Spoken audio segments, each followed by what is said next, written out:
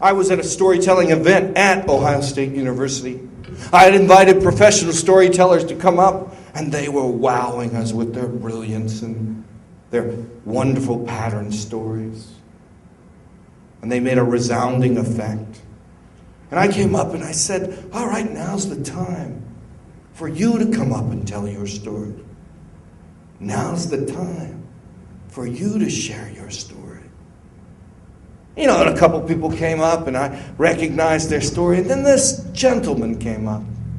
He was in his mid-20s. He had a crew cut and he had arms that looked like he bench pressed buildings.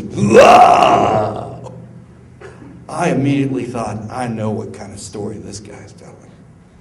I know what kind of story. And it was my first impression. And I sat there and he came up and you could tell he was somewhat reluctant, but he had the urgency to tell this story. And with his permission, I tell it to you now. He said, when I was in 5th grade, I beat up Clifford, the big red dog.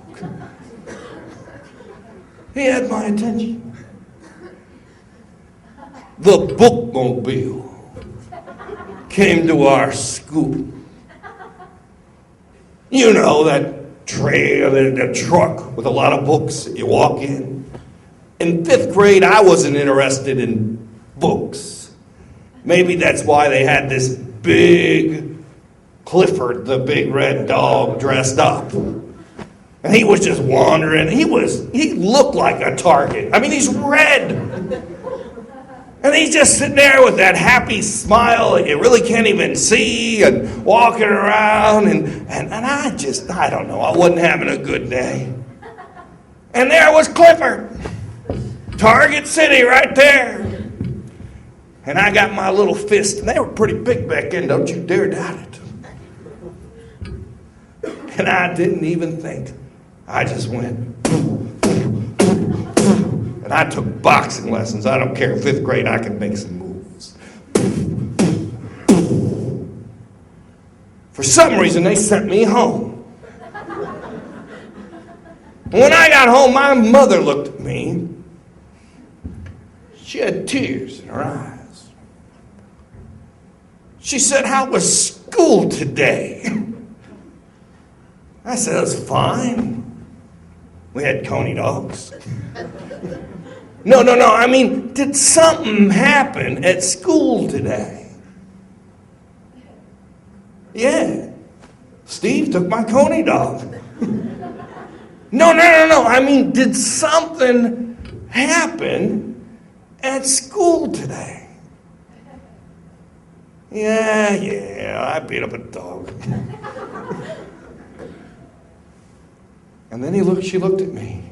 You know how mothers can look at you? You've been there. Really looked at me and said, do you know who was wearing that outfit? Do you know who was Clifford, the big red dog? I said, yeah, easy target, that's who it was. And then she told me it was my neighbor who was my second mother, who was the one that, when my mother was at work, would take care of me. The one who would give me extra treats at trick-or-treat time. The one who let me watch those movies till 10. The one who told me jokes.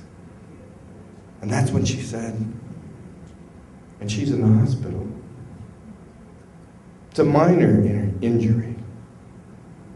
But she's going to wear crutches for a couple of weeks.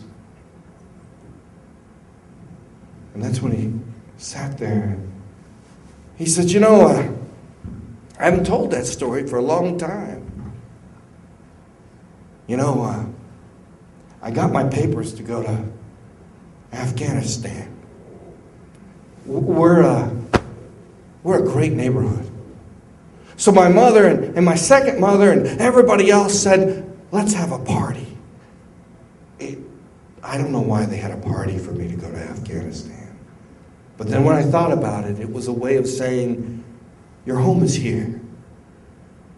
Let's welcome you back and give you a fond farewell until you arrive.